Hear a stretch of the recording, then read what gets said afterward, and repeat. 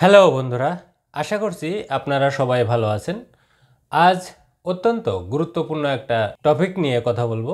সেটা হলো বাছুরকে দুধের পাশাপাশি কাপ স্টার্টার খাওয়াতে চান?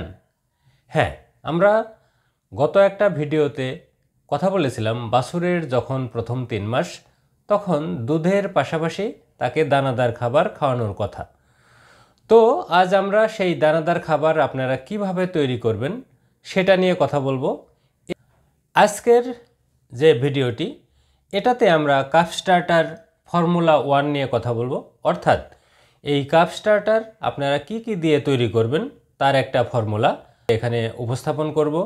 আশা করি পরবর্তীতে আপনারা যখন দুধের পাশাপাশি আপনাদের বাছুরকে দানাদার খাবার খাওয়াতে চান এবং এই কম্পোজিশন অনুযায়ী খাওয়ান, তাহলে আপনার বাছুর থেকে সর্বোচ্চ রেজাল্ট পাবেন।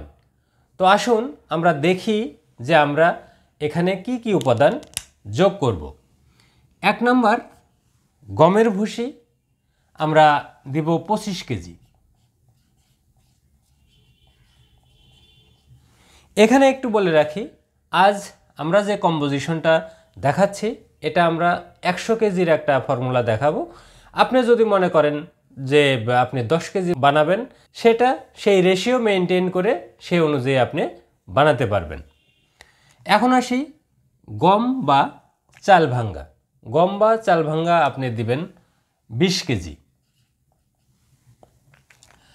3 নাম্বার, মাসকালাই অথবা খেসারি ভাঙ্গা। মাসকালাই অথবা খেসারি ভাঙ্গা আপনি দিবেন 25 কেজি। 4 নাম্বার, তিলের খোল। তিলের খোল আপনি দিবেন 15 কেজি। 5 নাম্বার, শুটকি মাছের গুঁড়া বা ফিশ মিল, এটা দিবেন আপনি 7 কেজি। 6 নাম্বার, চিটাগুড়। চিটাগুড় আপনি দিবেন 5 কেজি। 7 নাম্বার, লবণ। লবণ দিবেন 1.5 কেজি। এখন আসি ঝিনুক বা হাড়ের গুঁড়া। ঝিনুক বা হাড়ের গুঁড়া মিশাবেন 1.0 কেজি অর্থাৎ 1 কেজি। এবং 9 number, vitamin mineral premix.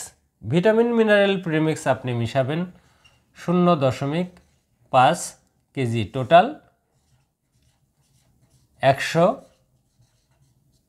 KG. আপনি যদি এই উপাদানগুলো এই রেশিওতে মিশিয়ে আপনার বাছুরকে দুধের পাশাপাশি খাওয়ান, তাহলে সেখান থেকে কিন্তু আপনি সর্বোচ্চ রেজাল্ট পাবেন। আর আমি আরেকটা জিনিস একটু শেয়ার করে রাখি, আজকের যে ফর্মুলাটা আপনাদেরকে দেওয়া হলো এটার যে তথ্যসূত্র সেটা হলো বাংলাদেশ প্রাণী সম্পদ গবেষণা প্রতিষ্ঠান। হ্যাঁ, এটা আমার ব্যক্তিগত কোনো মতামত নয়, আমি জাস্ট তাদের তথ্যটাই আপনাদের সামনে উপস্থাপন করলাম। তো বন্ধুরা, আজ এ পর্যন্তই। আমার এই ভিডিওটি যদি আপনাদের ভালো লাগে তাহলে অবশ্যই লাইক করবেন, কমেন্ট করবেন এবং শেয়ার করে অন্যদেরকেও এই তথ্যগুলো জানার সুযোগ করে দেবেন।